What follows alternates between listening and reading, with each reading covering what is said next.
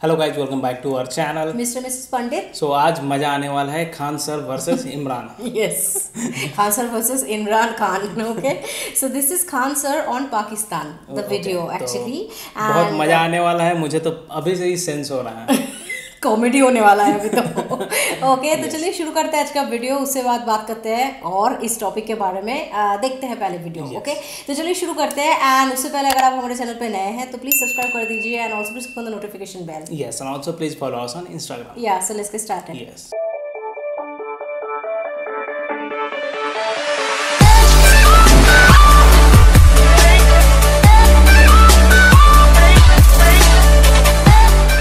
बोले हम मन क्या बोले इनके लिए, सुनिए ध्यान से। नींबू के ऊपर नींबू और नींबू के ऊपर धागा, और इमरान खान की पत्नी को शी जिनपिंग लेके भागा।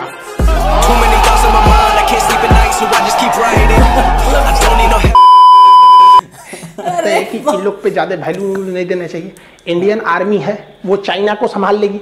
इंडियन आर्मी चाइना को संभालने के लिए ही है, और खान साहब को संभालने के लिए हम ही बहुत है कि नहीं? खैर कोई बात नहीं, एक शायरी सुनिए।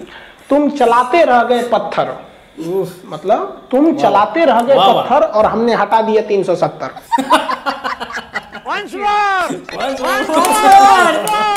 पत्थर पीस कर कभी मैदा नहीं हुआ, और हमसे कश्मीर छीन ले ऐसा कोई पैदा नहीं हुआ।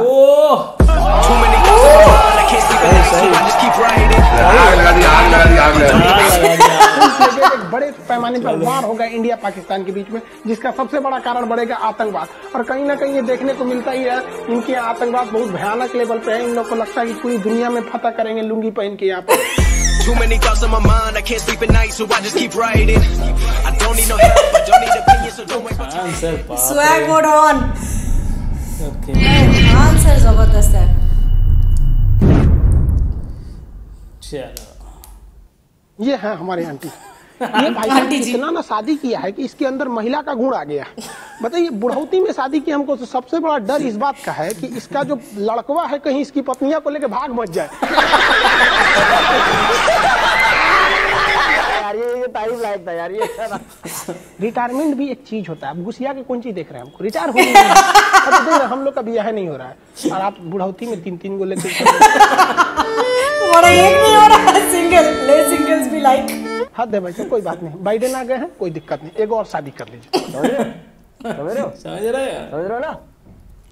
समझ रहे हैं।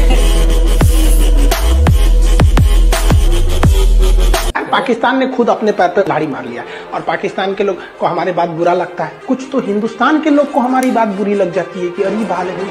आपको बुरा लगता है तो लगे, क्योंकि हमको अपना देश पसंद है और बेबी को बेस पसंद है।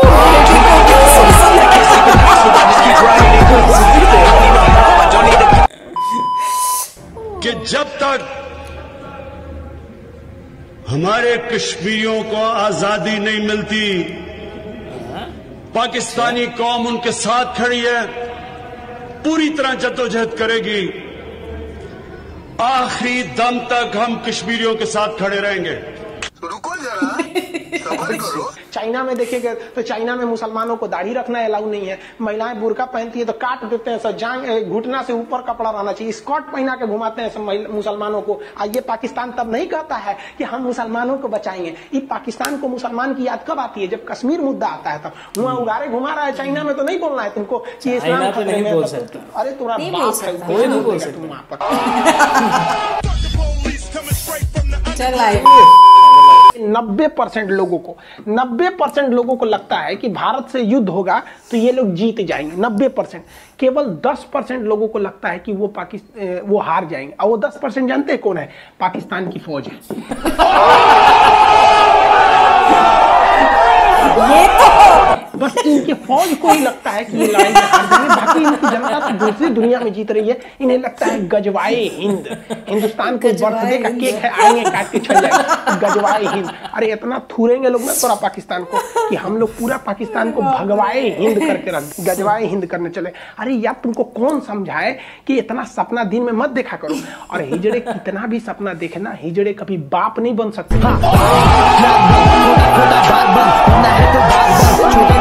God. कहते हैं जस करनी तस हो भोग ही पावा। पाकिस्तान ने आतंकवादियों को पाल पोस के बड़ा किया, आज इनको समझ में आता है इन आतंकवादी पाकिस्तान के लिए खतरा बन गया। हाँ खैर अल्लाह इन आतंकवादियों पर रहम करे, क्योंकि हमारी इंडियन आर्मी तो इन्हें रहम करने वाली है नहीं। इन लोग को लगता है कि ये किसी मासूम को बम फोड़ के मार देंगे, किसी होटल में ट्रेन में बम फोड़ देंगे तो इन्हें अल्लाह माफ़ करेगा और जन्नत देगा। देखिए आतंकवादियों को माफ़ करना या ना करना ये अल्लाह का काम है, लेकिन आतंकवादियों को अल्लाह तक पहुँचा देना ये हमारी इंडियन आर्मी का काम है।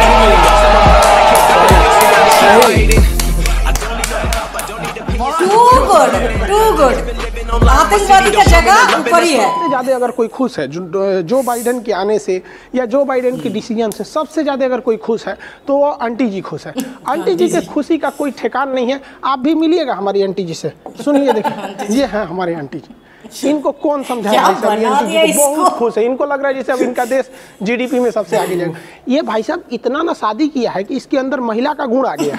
बताइए बुढ़ौती में शादी किया हमको तो सबसे बड़ा डर इस बात का है कि इसका जो लड़का है भाग मच जाए। भाई साहब बेटा की उम्र के जब ब्याह हो जाता है तो बाप को नहीं करना चाहिए।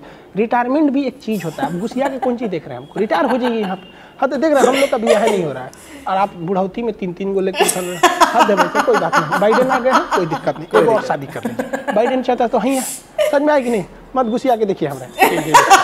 खैर आप लोग समझ में आ गया होगा बाइडेन के आने से बहुत ज़्यादा इफेक्ट नहीं पड़ने वाला है, क्योंकि आज के वक्त में हमारा भारत ऐसा है कि हमें छोड़कर आप विश्व की कल्पना ही नहीं कर सकते। हर जगह वो एक अहम भूमिका को निभाएगा। लेकिन हाँ जब भी सरकार चेंज होती है तो कुछ ना कुछ चेंजिंग देखने को मिलती है। आई होप चाचा आप भी समझे होंगे हमारी बातों को। $30 बिलियन है तो हम लोग के पास 605, तो वो $45 बिलियन में अगर वो चाइना के डेट ट्राउट को काउंटर कर सकता है तो $605 बिलियन में हम क्यों नहीं कर सकते हैं। बस हमें इनिशिएटिव लेने की जरूरत है। चाइना से ज़्यादा सॉफ्ट नीति अपनाएंगे तो दिक्कत हो जाएगा। अरे पाकिस्तान वालों के पास इन सजरों का अलग झमेला, ये 68 नंबर पे आते हैं सर। भाई बांग्लादेश आप ही से टूटा था, याद है कि नहीं 1971 में। लेकिन आप लोग को थोड़े याद रहेगा, आप लोग को तो केवल कश्मीर याद है। कश्मीर लेंगे भैया, पूर्वी पाकिस्तान आपका था चला गया, उसको कहते लेंगे, समझ में आता। बांग्लादेश 1972 में बना, आपकी रैंकिंग है 68 चाचा, इधर देखिए, और बांग्लादेश की रैंकिंग है 44। आपसे अच्छा हो गया। बताइए बांग्लादेश के पास $45 बिलियन है और पाकिस्तान के पास $16 बिलियन।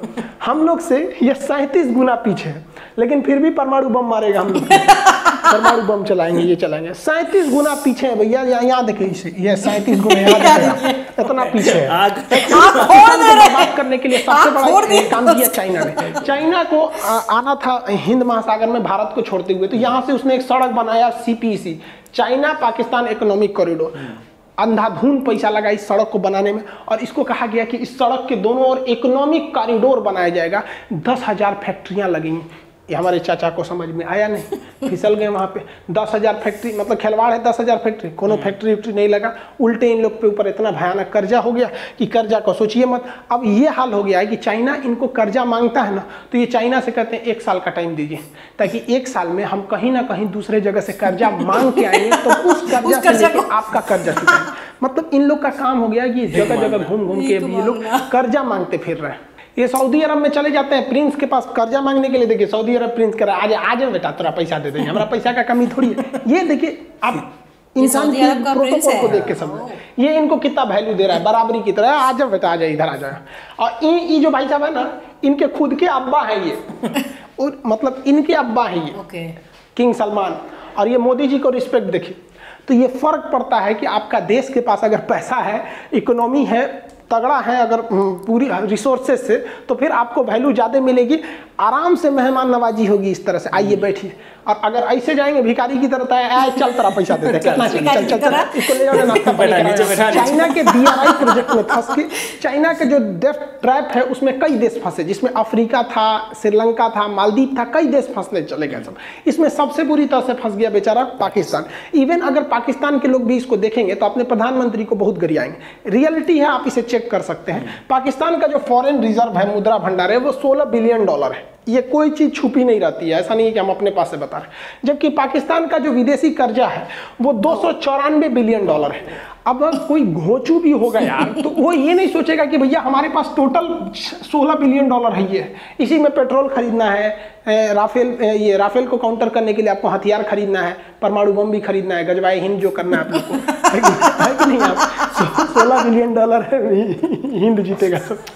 तो अब बताइए, कोई गधा भी होगा तो $16 बिलियन में से कभी लेगा $294 बिलियन कर्जा? अब आप खुद सोच के देखो, पाकिस्तान के लोग भी अगर देखेंगे तो सोचो अपने देश के प्रधानमंत्री और नीति निर्माण वालों को कि कितना ज्यादा कर्जा लिए, कभी भी ये कर्जा नहीं चुका पाते हैं। इसलिए पूरी दुनिया में इनको कोई सीरियस नहीं लेता है, मजाक पे मजाक बनते हैं, सब मीम बने गए यहाँ पर, और इनको उड़ा ले गया बेचारा शी जिनपिंग के जाल में फंस चुके हैं, इनको कुछ समझ में आ नहीं रहा, अब इधर उधर कर्जा मांग रहे। इसीलिए हम आप चाचा के लिए हम क्या बोले, हम क्या बोले, सुनिए ध्यान से, नींबू के ऊपर नींबू और नींबू के ऊपर धागा, और इमरान खान की पत्नी को शी जिनपिंग लेके भागा। कहीं क्या तुमको क्या ये तो होता है, चाइना जो है वो कर्जा देता है तो कर्जा के बदले या तो जमीन ले लेता है श्रीलंका की तरह, नहीं तो इज्जत ले लेता है पाकिस्तान वालों की तरह। अब हम क्या बताएं, BRI प्रोजेक्ट का काउंटर करने के लिए जो बाइडन ने प्लान बनाया है वो एकदम बेस्ट है। और उन लोग जो लोग कह रहे थे बाइडन के जीतने पे कि ये चाइना का कुछ नहीं करेगा, अब समझ में आ रहा है ना, यहाँ पर अंतर्राष्ट्रीय नीति में कोई किसी का दोस्त नहीं, कोई किसी का दुश्मन नहीं, जो हमारे देश के लिए सही वो मेरे लिए सही हो जाता है। आई होप अब G7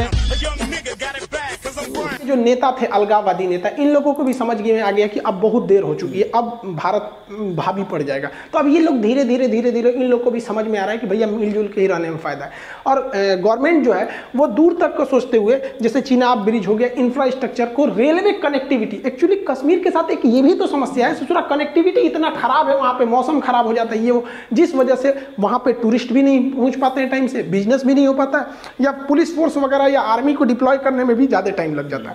और हम लोग को क्या करना चाहिए, देखिए गवर्नमेंट को करना चाहिए कि भाई कश्मीर को कैसे भी अपने अंडर में लाया जाए, लेकिन जो पब्लिक होती है, देश के नागरिक, हम लोग का मेन कंसर्न होना चाहिए कि हम कश्मीरियों को अपनी ओर खींचें। दो चीज़ें होना चाहिए। देखिए पाकिस्तान हावी क्यों हुआ, पाकिस्तान कश्मीर को नहीं खींच पाया है, लेकिन कश्मीरियों को अपनी ओर थोड़ा सा लुभा लिया है। तो गवर्नमेंट को क्या सोचना चाहिए कि भाई पूरा फुल कंसर्न, क्योंकि गवर्नमेंट के पास पूरा मशीनरी है, पैसा है, एडमिनिस्ट्रेशन है, तो आप हर चीज़ लगाओ कि कश्मीर को किस तरह से अपने अंडर लाया जाए, चाहे वो आर्मी ले जाना हो, आतंकवाद को काउंटर करना हो, इस सब से। और हम लोगों को देश के अंदर जो लोग हैं उन्हें एक सद्भाव के तौर पर कश्मीरियों को दिल जीतना चाहिए। अगर आप यकीन मानिए, अगर कश्मीरी हमारे साथ आ गए ना तो फिर पाकिस्तान का दाल ही नहीं गिरेगा। इसके लिए बहुत सारा हो सकता है कि जैसे हर स्टेट एक मतलब कोऑर्डिनेशन बना के रखे कश्मीर के साथ, जैसे कैसे एक कॉमनवेल्थ गेम होता है और ओलंपिक होता है, उस तरह से एक इंडिया के इंटरनल भी बहुत बढ़िया प्रोग्राम किया जाए, उसमें मेन कंसर्न रखा जाए कि नहीं कश्मीर के लोग भी भाग ले, और इस तरह मतलब उनको आपस में जोड़ के रखा जाए। हर महीने कभी मान के चलिए गुजरात कश्मीर का हो रहा है तो वहाँ के स्टूडेंट वहाँ जाएँ, वहाँ के स्टूडेंट यहाँ आए, आपस में डिबेट करें, इससे धीरे धीरे धीरे धीरे घुल मिल जाएंगे। और एक लंबा 15-20 साल का प्लान लेके चलना पड़ेगा। ऐसा नहीं है कि कश्मीर आप सोचेंगे कि नहीं ये 2 साल में नॉर्मल हो जाएगा, नहीं, इसके लिए एक लंबा प्रोग्राम लेना पड़ेगा। और हमेशा याद रखना चाहिए कि अगर कश्मीरी हमारे साथ आ गए ना तो फिर कश्मीर को कोई नहीं छीन सकता, डिस्टर्बेंस ही खत्म हो जाएगा वहाँ पे। और कुछ स्टेटमेंट भी जो थोड़ा नेता होता लोग दे देते हैं, इससे लॉन्ग टाइम बहुत घाटा हो जाता है। क्योंकि देखिए अगर कुछ लोग होते हैं जिनमें एजुकेशन ज़्यादा नहीं है ना, तो किसी भी बात को पकड़ के वो लाइफ टाइम के लिए बुरा मान जाते हैं। तो स्टेटमेंट को भी हमें कश्मीर के बारे में थोड़ा सोच समझ के देखना चाहिए कि अक्सर जब 370 हटा था तो बहुत सारे उल्टा सीधा मजाक किए जा रहे थे, इस सबसे थोड़ा सा सेंटिमेंट भड़कता है और इसी का फ़ायदा उठा लेता है पाकिस्तान। कहता है कि देखो तुम्हारे बारे में इंडिया के लोग क्या सोचते हैं। भैया हमारा जैसे बाकी राज्य है वैसे वो भी है, धीरे धीरे अब पटरी पर वो भी आ रहा है। इन लोग का अलगे रोना है, ये कह रहे हैं कि भारत ने 370 हटाकर इलीगल कर दिया, तुम्हारा अधिकार ही नहीं है। सोच रहे तो तुम्हारा अधिकार है यहाँ पर। बलूचिस्तान पे हेलीकॉप्टर से गोली चलवाते हैं लोग, तो ये ठीक है। वहाँ के अहमदिया मुसलमानों को दिन दहाड़े मरवा दो, सही है भाई। हमारे कश्मीर को छोड़िए, हमने तो 370 हटा दिया, आपको टेलर दिखा दिए, ये सब आने वाला है। आप इसको बचाइए, ये बलूचिस्तान मत निकल जाए आपके साथ, बड़ी खतरनाक स्थिति होने वाला है। इनको ये लोग हमेशा उल्टा सीधा धमकी देता है, परमाणु बम है हमारे पास, मार देंगे, तबाह कर देंगे, रेडी है, मार के चल जाएंगे आप। अरे भाई साहब इन लोग को समझ में नहीं आता है, परमाणु बम मारना खिलवाड़ बात है। यहाँ से पूरा आधार कार्ड में एगो नाम सुधरवाने में 15 दिन लग जाता है। अहीं ऐसे कहता है परमाणु बम तुरंत मार देंगे। अरे भाई आपको बताया भी है सब कि नहीं, आपकी आर्मी वाले सब, कि परमाणु बम जो होता है इस तरह से एक जगह नहीं रखा रहता है, इसको कई पार्ट में रखा जाता है। कुछ टुकड़ा वहाँ है, कुछ यहाँ, पता चला एक के जगह रखा, उसमें कुछ इधर उधर हुआ, वही उड़ गया यहाँ पे। ऐसे थोड़ी रखा जाता है, उसको आपस में जोड़ ओढ़ के रेडी टू वार करने के लिए 3-4 दिन ऐसे लग जाता है। ऐसे धमकी देता, कहता हमारे पास भारत से ज्यादा परमाणु रख ले भाई, रख ले, एक दूसरे को समझिए, ठीक है। हमरा ना पाकिस्तान के पास भारत से ज़्यादा परमाणु बम है, 8-10 ठो ज़्यादा। उसके पास 165 है और भारत के पास 156, तो भारत के पास कम है। लेकिन इस आंकड़े में मत जाइए, परमाणु बम जो है वो कई टुकड़ों में है, वो रेडी नहीं है लड़ने के लिए। पाकिस्तान के केवल 18 ऐसे, मतलब अब जो सूचनाएं लीक होती हैं उन्हीं से पता चलता है कि 18 ऐसे परमाणु बम हैं जो रेडी टू फाइट है, मतलब वो रेडी है लड़ने के लिए। और भारत के पास 42 ऐसे परमाणु बम हैं जो मतलब रेडी टू फाइट पोजीशन पे है वहाँ पर। तो भैया तोरा हाई 65 कौन चीज देख रहा है? देखो इधर इधर इधर, ये 65 आपके काम का नहीं है चाचा, फिर से 18 है काम लायक है, इधर 42 है। तो भाई हम लोग 42 को रेडी रखे हैं लोग, 42 में दूसरों को मार देंगे तो आधा उड़ जाएगा। बलूचिस्तान पर नहीं मारेंगे लोग, उसको आ जाता है, हम मारा है कि नहीं, परमाणु बम मार देंगे। कुछ नहीं बोल रहा है। देखिए इमरान खान जी, हम आपको अच्छा से समझाते हैं, बात को समझिए। पत्थर पीस कर कभी मैदा नहीं हुआ और हमसे कश्मीर छीन ले ऐसा कोई पैदा नहीं हुआ। आपको कौन समझा रहा है वहाँ पर? जी भाले इन लोग का। अब देखिए हम कहते हैं कि इन लोग पे ज़्यादा वैल्यू नहीं देना चाहिए। इंडियन आर्मी है वो चाइना को संभाल लेगी, इंडियन आर्मी चाइना को संभालने के लिए आई है, और खान साहब को संभालने के लिए हम ही बहुत है कि नहीं? खैर कोई बात नहीं, शायरी सुनिए। तुम चलाते रह गए पत्थर, मतलब तुम चलाते रह गए पत्थर और हमने हटा दिए 370। आई होप आप समझे होंगे। ये लोग को समझ में नहीं आता, इनको कश्मीर चाहिए, खैर चाहने दीजिए, इनको कश्मीर मिलेंगे, ये लोग नहीं मिलेगा। आई होप आप ये सब चीज़ों को समझे होंगे। ऐसा कश्मीर में कोई अलग स्टेट होने वाला नहीं है, ये ऐसे अफवाह उड़ा दिया जाता है जैसे 2000 के नोट में चिप था। अगर गवर्नमेंट को अलग ही करना था जम्मू को तो उसी वक्त अलग कर देती। हाँ थोड़ी सी जम्मू में सुधार की जरूरत है, उन लोग को भी इक्वल राइट्स मिलने चाहिए क्योंकि सबको भाई बराबर है, एटलीस्ट अब तो है, लेकिन धीरे धीरे भी वो चीज़ें हो रही हैं। एक अचानक किसी स्टेट लेवल पे चेंजिंग दिखता नहीं है, लेकिन हाँ इंतजार किया। क्या धोया, क्या खिल्ली हुआ? नमस्ते नमस्ते आपको, आप ही कर सकते हैं और कोई नहीं। क्या मतलब खिल्ली उड़ा के रख दिया उसको, बाप रे बाप। और एक तरफ से देखोगे तो जो भी बात वो बोला खान साहब, जो भी बोला है एकदम प्रॉपर, जो रियलिटी है, जो अवेलेबल पब्लिक डोमेन में जितना कुछ अवेलेबल है उसी के ऊपर सारा फैक्ट्स वो बताया, उसी के आधार पर। अपने मन से कुछ तो बना करके नहीं बोल रहे। वो भी है एक्चुअली। अभी क्या है ना, हमारे देश में ऐसे टाइप के है जो वो बताए, वो जो मुद्दा उठाए ना एकदम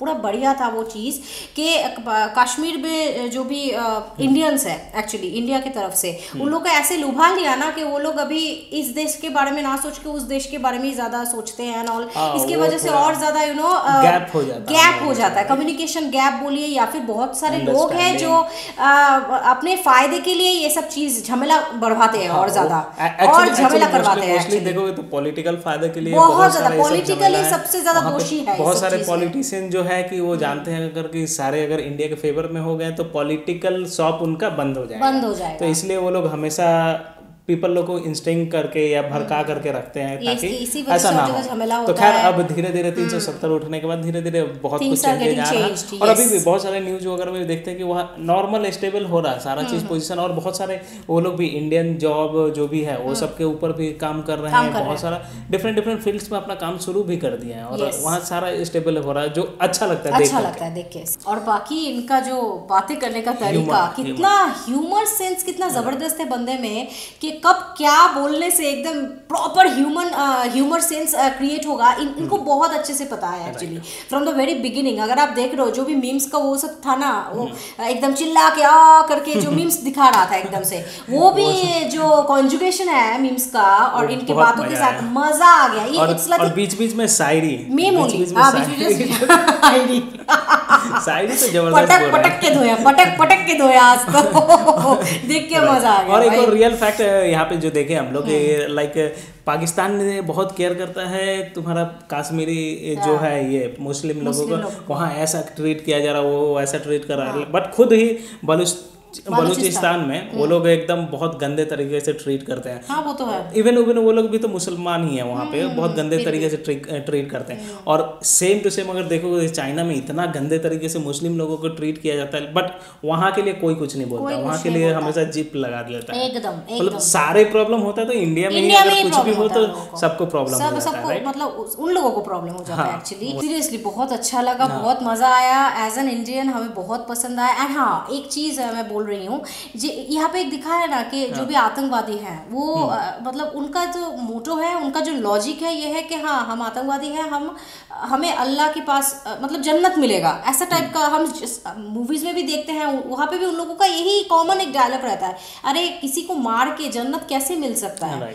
कोई भी, आप लोगों का कुरान होता है, हम लोगों का रामायण महाभारत होता है, कहीं पे भी ये नहीं लिखा रहता है कि किसी को मार के आपको जन्नत मिलेगा। उन लोग को गलत, ये कैसे आप लोग को जो भी टेररिस्ट ये है चीज उन है, लोग को गलत इंटरप्रेट किया जाता है, बहुत माइंड वॉश किया जाता है, माइंड वॉश किया जाता है। और इतना माइंड वॉश कैसे हो जाता है ये लोग कि हाँ लोगों को मार के मुझे जन्नत मिलेगा।